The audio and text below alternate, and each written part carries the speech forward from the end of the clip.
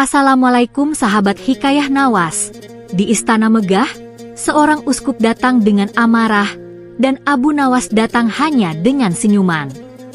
Siapakah yang pulang dengan kepala tertunduk dan hati terbuka? Tonton sampai akhir.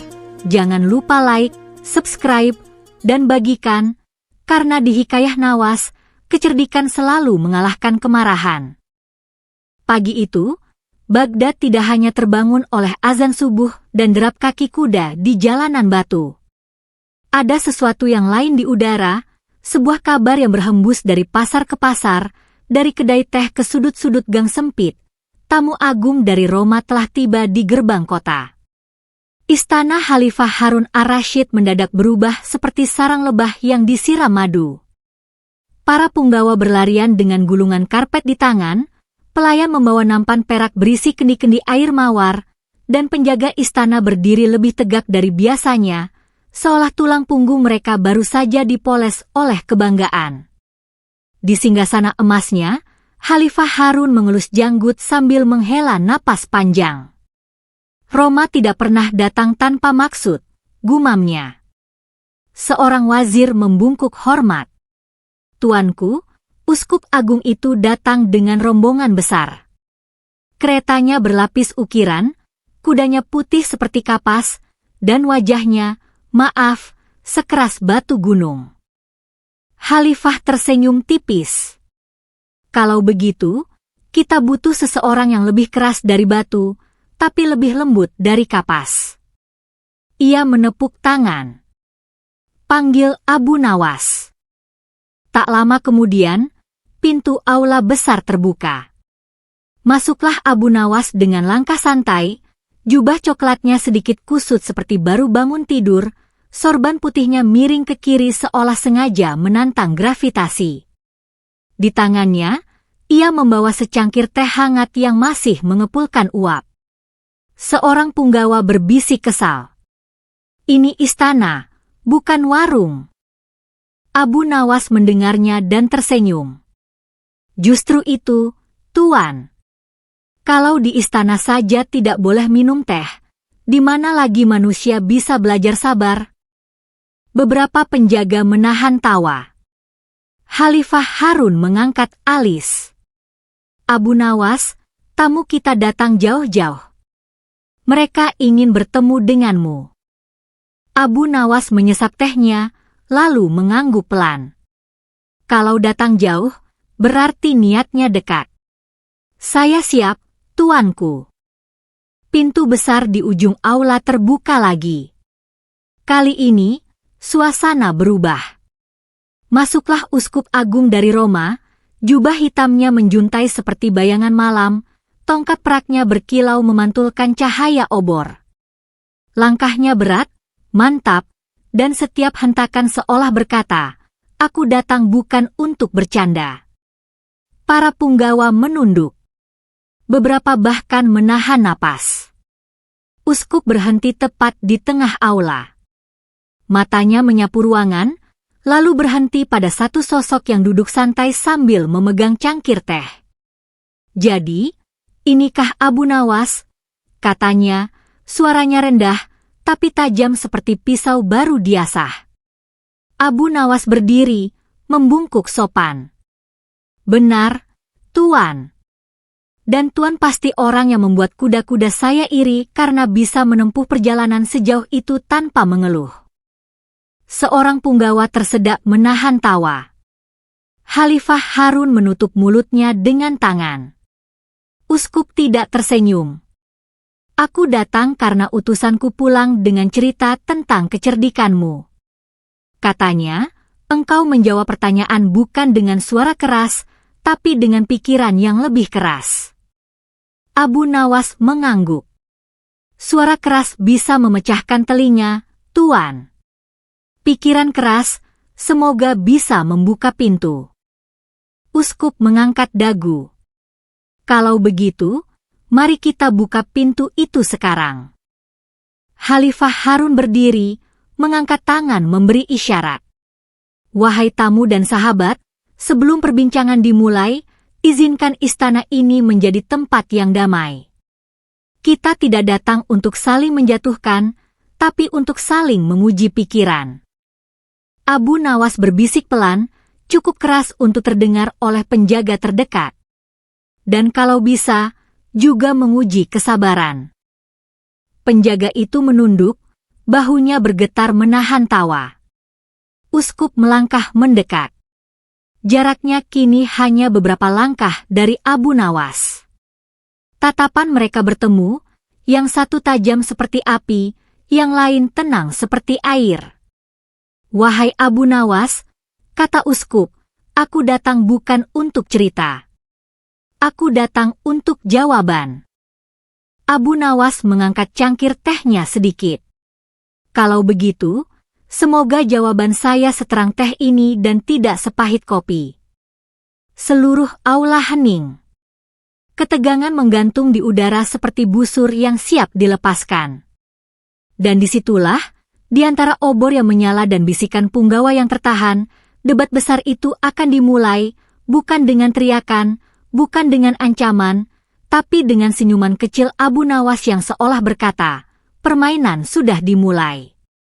Obor-obor di dinding aula bergoyang pelan, seolah ikut merasakan ketegangan yang mulai merayap seperti bayangan panjang di lantai marmer. Uskup Agung berdiri tegak, tongkat peraknya kini menancap kuat ke lantai, sementara Abu Nawas masih berdiri santai dengan tangan terlipat di belakang punggung, senyum kecil menggantung di bibirnya. Khalifah Harun ar-Rasyid kembali duduk di singgasananya. Ia mencondongkan badan ke depan, jari-jarinya saling bertaut. Dalam hatinya, ia tahu, ini bukan sekadar perbincangan, ini adalah pertarungan pikiran. "Wahai Abu Nawas," kata uskup, suaranya menggema di aula, "aku ingin tahu satu hal sebelum kita melangkah lebih jauh.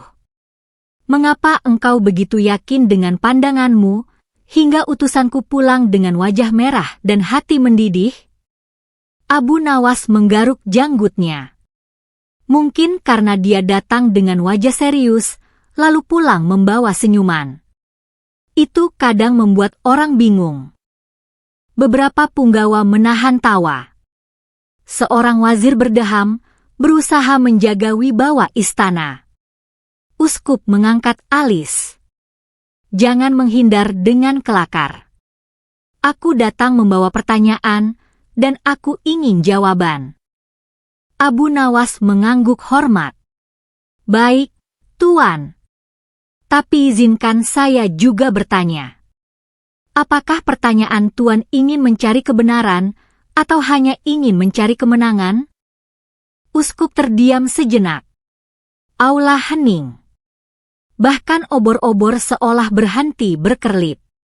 "Aku ingin memastikan bahwa yang kami yakini tidak dipermainkan oleh kata-kata cerdas," jawabnya akhirnya. Abu Nawas tersenyum lembut. "Kalau begitu, kita berada di perahu yang sama. Hanya saja, mungkin kita mendayung ke arah yang berbeda." Uskup melangkah maju satu langkah. "Baik. Aku akan mulai. Utusanku berkata, engkau sering menekankan peran utusan dan pesan. Katanya, engkau melihat banyak hal sebagai jalan menuju pemahaman, bukan sebagai garis pemisah." Abu Nawas mengangguk. "Saya percaya, Tuan, bahwa kebenaran itu seperti matahari. Semua orang bisa melihatnya, tapi dari jendela yang berbeda." Khalifah Harun menghela napas pelan. Ia bisa merasakan ketegangan mulai menipis, berganti dengan rasa ingin tahu. Seorang punggawa membawa nampan berisi air dan kurma, menaruhnya di meja kecil di antara mereka. Uskup menatapnya, lalu menatap Abu Nawas. "Apakah engkau tidak merasa terintimidasi berdiri di hadapanku, di depan raja, di depan seluruh istana?" tanyanya. Abu Nawas mengambil satu kurma, memutarnya di jari. "Kurma ini kecil, Tuan. Tapi kalau dimakan dengan sabar, ia bisa mengenyangkan. Saya pun begitu. Tidak besar, tapi saya datang dengan niat baik." Uskup menahan senyum, hampir saja. Khalifah Harun mengangkat tangan. Wahai uskup, wahai Abu Nawas, istana ini bukan arena perang. Tapi aku tahu, kata-kata bisa lebih tajam dari pedang. Maka gunakanlah dengan bijak. Abu Nawas menunduk. Tuanku bijak seperti biasa. Uskup mengangguk singkat. Baik, kata uskup, suaranya kembali tegas. Aku akan mengajukan pertanyaan pertama. Bukan untuk menjatuhkan, tapi untuk menguji. Ia berhenti sejenak, menatap Abu Nawas lurus-lurus. Jika keyakinan adalah cahaya, bagaimana engkau memastikan bahwa cahayamu tidak memadamkan cahaya orang lain?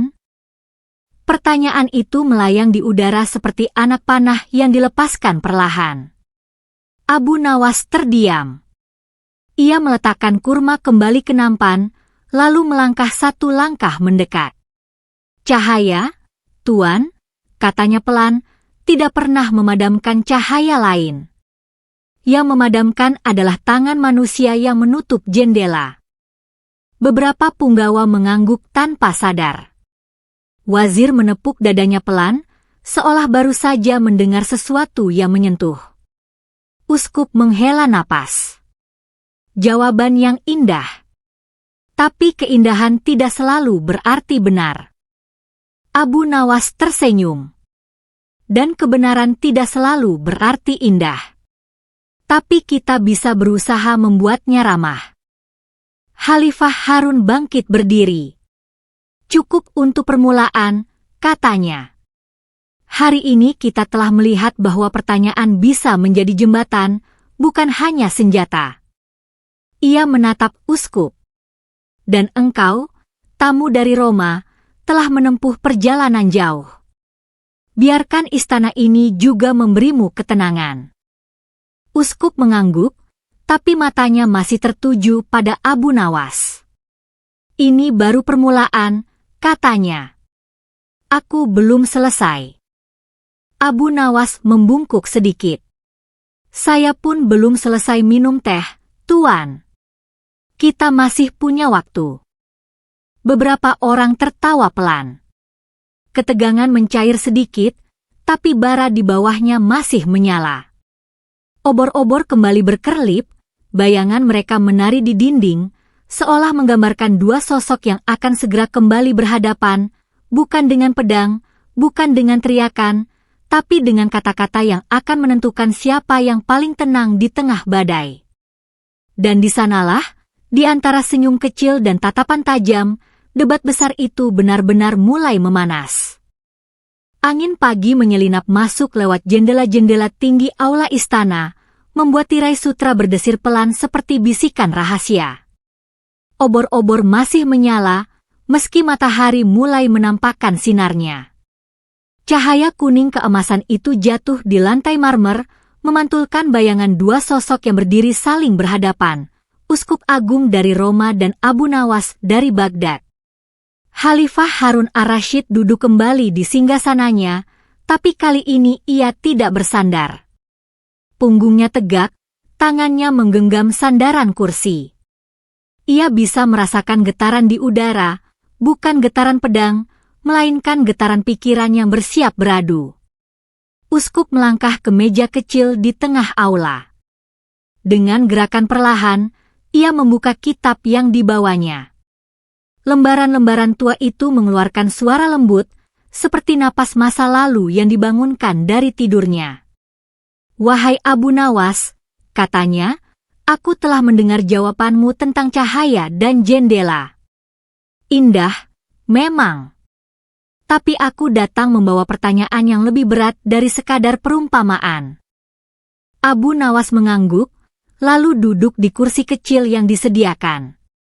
Ia menepuk-nepuk dudukan kursi itu. Silakan, Tuan. Kursi ini kuat. Mudah-mudahan pikiran saya juga. Beberapa punggawa tersenyum tipis. Seorang penjaga menelan ludah, menahan tawa yang hampir keluar. Uskup mengangkat satu jari, seolah sedang memberi pelajaran di aula besar Roma. Jika manusia mencari kebenaran, bagaimana ia membedakan antara suara yang datang dari hatinya dan suara yang datang dari kebiasaan? Pertanyaan itu membuat aula kembali hening. Bahkan burung-burung di luar jendela seakan berhenti berkicau. Abu Nawas menatap lantai sejenak, lalu mengangkat wajahnya. Ketika seseorang mendengar suara dari kebiasaan, ia merasa nyaman. Ketika ia mendengar suara dari hati, ia sering merasa gelisah. Karena kebenaran, Tuan, jarang membuat kita langsung tenang. Uskup memiringkan kepala. Jadi engkau mengatakan kegelisahan adalah tanda kebenaran? Abu Nawas tersenyum. Saya mengatakan kegelisahan adalah tanda bahwa kita masih berpikir. Dan orang yang berpikir belum tentu salah. Khalifah Harun berdeham pelan. Wahai Abu Nawas, wahai Uskup, aku merasa seperti duduk di antara dua sungai yang arusnya deras. Tapi aku juga melihat, sungai-sungai itu mengalir menuju laut yang sama. Abu Nawas menoleh ke raja. Tuanku selalu menemukan laut di mana orang lain hanya melihat ombak. Uskup mengangguk tipis, meski wajahnya tetap serius. Seorang pelayan datang membawa teh baru. Abu Nawas mengangkat cangkirnya. Tuan Uskup, mau teh? Katanya, minuman hangat bisa melunakkan pikiran yang kaku. Uskup menatap cangkir itu sejenak, lalu menerimanya. Di Roma, kami lebih suka anggur. Tapi hari ini, aku akan mencoba kebiasaanmu. Ia menyesap sedikit. Matanya menyempit, lalu, untuk pertama kalinya, ia tersenyum kecil. Tidak buruk. Abu Nawas mengangguk puas. Lihat, Tuan. Bahkan lidah pun bisa belajar hal baru. Uskup menutup kitabnya perlahan. Baik. Sekarang izinkan aku bertanya dengan cara yang berbeda. Bukan sebagai pemimpin, bukan sebagai tamu. Tapi sebagai seorang manusia. Ia melangkah lebih dekat. Apakah engkau pernah ragu? Abu Nawas terdiam. Senyumnya memudar sesaat. Aula terasa lebih sunyi dari sebelumnya. Setiap hari, jawabnya akhirnya. Saya ragu ketika bangun pagi. Saya ragu apakah saya akan berkata benar atau hanya ingin terdengar pintar. Saya ragu apakah saya mendengar orang lain atau hanya ingin didengar. Uskup menatapnya lama. Dan apa yang kau lakukan dengan keraguan itu? Abu Nawas mengangkat bahu. Saya mengajaknya minum teh. Kalau dia tetap tinggal, berarti dia ingin saya belajar. Beberapa punggawa tertawa kecil.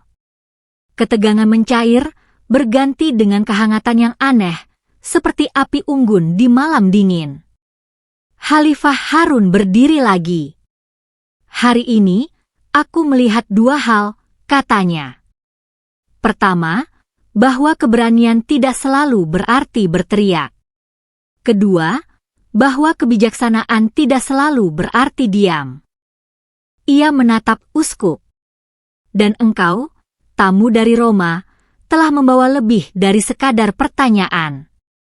Engkau membawa cermin. Uskup mengangguk pelan. Mungkin aku datang untuk menguji. Tapi aku mulai merasa, aku juga sedang diuji. Abu Nawas membungkuk ringan. Kita semua, Tuan. Dunia ini adalah ruang ujian yang sangat besar, dan kita semua murid di dalamnya. Obor-obor mulai dipadamkan satu persatu, digantikan cahaya matahari yang kini memenuhi aula. Bayangan mereka memendek, seolah menandakan bahwa ketegangan pun perlahan surut. Namun Uskup Agung belum melangkah pergi. Ia berhenti di depan Abu Nawas. Ini belum selesai, katanya. Besok, aku ingin melanjutkan. Abu Nawas tersenyum lebar. Besok, Tuan, saya akan membawa teh yang lebih hangat. Untuk pertanyaan yang lebih panas. Khalifah Harun tertawa kecil, dan untuk pertama kalinya sejak pagi itu, tawa itu terdengar benar-benar ringan. Dan di sanalah, di aula yang kini dipenuhi cahaya, debat besar itu berubah menjadi pertemuan dua manusia yang sama-sama belajar bahwa di balik kitab, jabatan, dan perjalanan jauh, yang paling sulit ditaklukkan adalah pikiran sendiri. Cahaya matahari siang jatuh tepat di tengah aula istana, memantul di lantai marmer hingga terlihat seperti sungai emas yang mengalir di antara dua tebing, Uskup Agung dari Roma dan Abu Nawas dari Baghdad. Para punggawa berdiri lebih rapat dari sebelumnya. Tak ada yang ingin melewatkan satu kata pun, karena mereka tahu, hari ini bukan hanya kecerdasan yang diuji, tetapi juga keberanian. Uskup melangkah ke depan. Jubah hitamnya menyapu lantai, tongkat peraknya mengetuk marmer dengan bunyi tok yang bergema. Ia berhenti tepat di bawah singgasana Khalifah Harun ar-Rasyid. "Wahai tuanku," katanya, suaranya kini lebih lantang, "aku datang bukan hanya sebagai tamu, tetapi sebagai orang yang ingin kepastian. Aku ingin sebuah perjanjian." Khalifah Harun mengangkat alis. "Perjanjian seperti apa, wahai uskup?" Uskup menoleh ke arah Abu Nawas. Tatapannya tajam, tapi kini ada kilat kegelisahan di dalamnya. "Jika sahabatmu ini tidak dapat mempertahankan kata-katanya dengan alasan yang masuk akal, aku meminta agar ia ditegur dengan keras. Bukan sebagai hukuman, tetapi sebagai tanda bahwa kata-kata bukan mainan." Aula mendadak sunyi.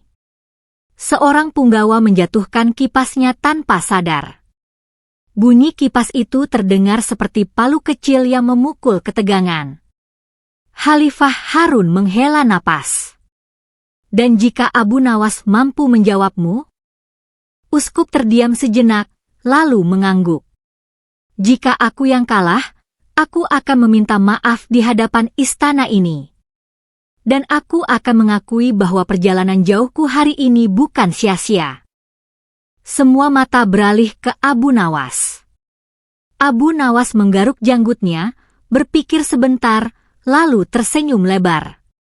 "Tuanku, bolehkah saya menambahkan satu syarat kecil?" Khalifah mencondongkan badan. "Silakan." "Jika salah satu dari kami kalah," kata Abu Nawas, "maka yang menang tidak boleh sombong. Ia harus duduk bersama yang kalah dan minum teh." Beberapa orang tertawa. Bahkan Khalifah Harun tak bisa menahan senyum. Uskup menghela napas, lalu mengangguk. "Baik. Aku setuju." Seorang pelayan segera membawa 2 kursi dan meja kecil. Di atasnya diletakkan teko teh dan 2 cangkir. Adegan itu terlihat aneh, seperti medan pertempuran yang dihiasi dengan minuman hangat. Uskup membuka kitabnya lagi. Kali ini, ia membacanya dengan suara pelan, seperti seseorang yang sedang menyiapkan langkah terakhir dalam permainan panjang. "Wahai Abu Nawas," katanya, "katamu bahwa kita semua murid di ruang ujian besar. Maka katakan padaku, apa yang menjadi nilai kelulusan manusia di ruang itu?" Abu Nawas menatap cangkir tehnya, melihat uap yang naik perlahan. "Menurut saya, Tuan, nilai kelulusan manusia bukan seberapa banyak ia tahu, tapi seberapa banyak ia mau mendengar." Uskup mengangkat alis. "Mendengar apa?" Abu Nawas mengangkat wajahnya. "Mendengar orang lain. Mendengar keraguan sendiri. Dan mendengar bahwa dunia ini lebih luas dari halaman yang kita baca." Khalifah Harun mengangguk pelan. Ia merasa seperti sedang menyaksikan bukan debat, tapi pelajaran yang ditujukan pada semua yang hadir. Uskup menutup kitabnya, lalu meletakkannya di meja. Engkau pandai merangkai kata, Abu Nawas. Tapi kata-kata, seindah apapun, harus punya akar. Dari mana akar kata-katamu? Abu Nawas tersenyum. Dari pasar, dari jalanan, dari kedai teh, dari wajah orang-orang yang saya temui setiap hari. Mereka guru saya, Tuan. Mereka yang mengajarkan bahwa hidup tidak selalu punya jawaban panjang, tapi selalu punya pertanyaan jujur. Seorang penjaga yang berdiri di sudut mengangguk tanpa sadar.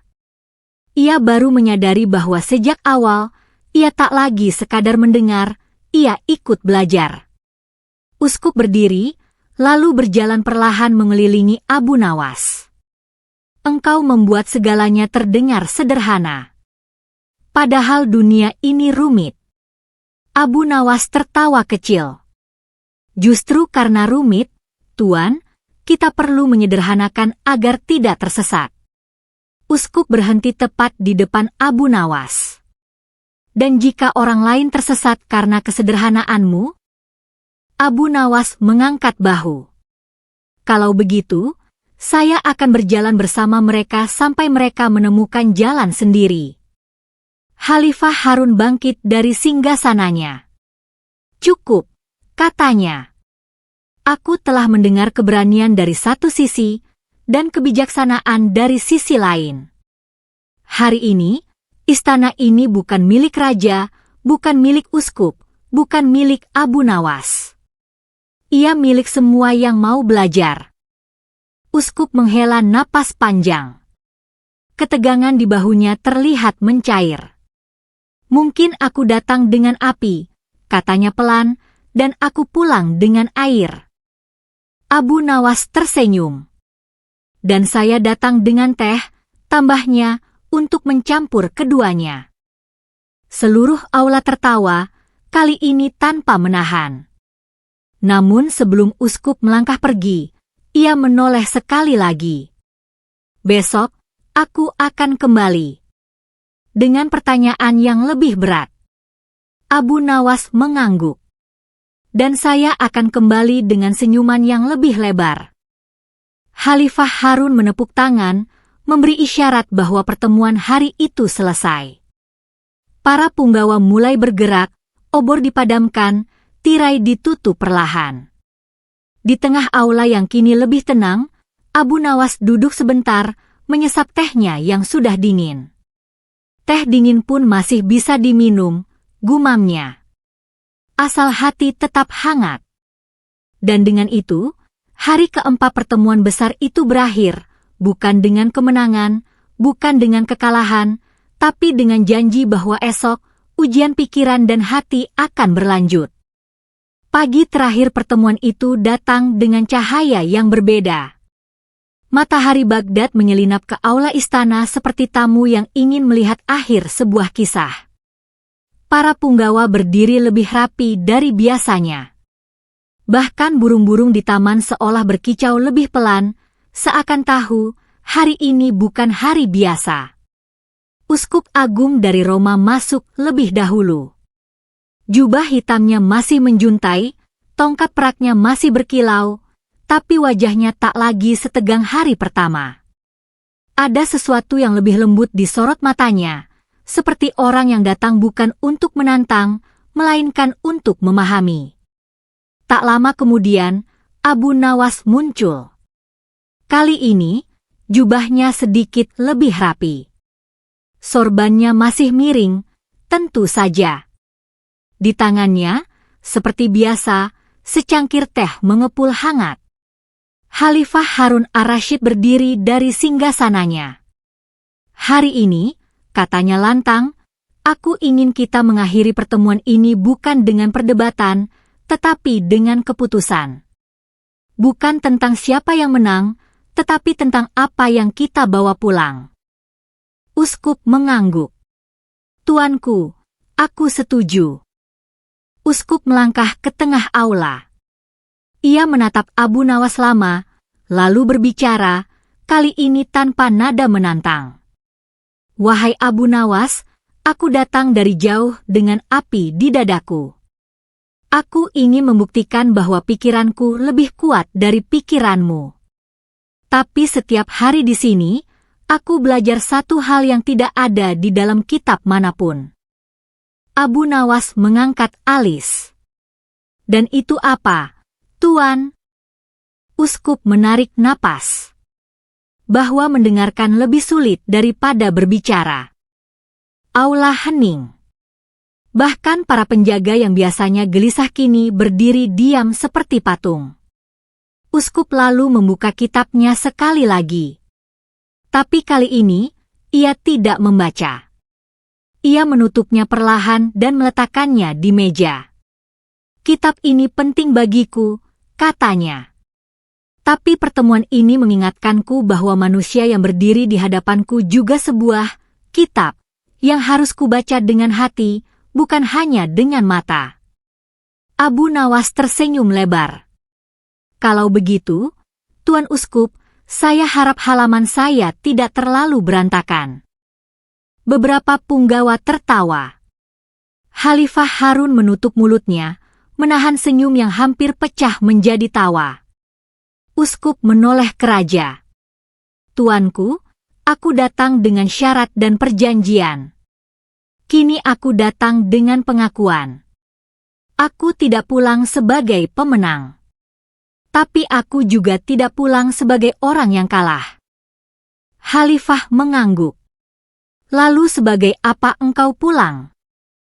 Uskup menatap Abu Nawas. Sebagai orang yang belajar. Abu Nawas meletakkan cangkir tehnya, lalu membungkuk hormat. Dan saya, Tuan, tidak menang. Saya hanya mendapat teman baru untuk minum teh. Khalifah Harun melangkah turun dari singgasananya.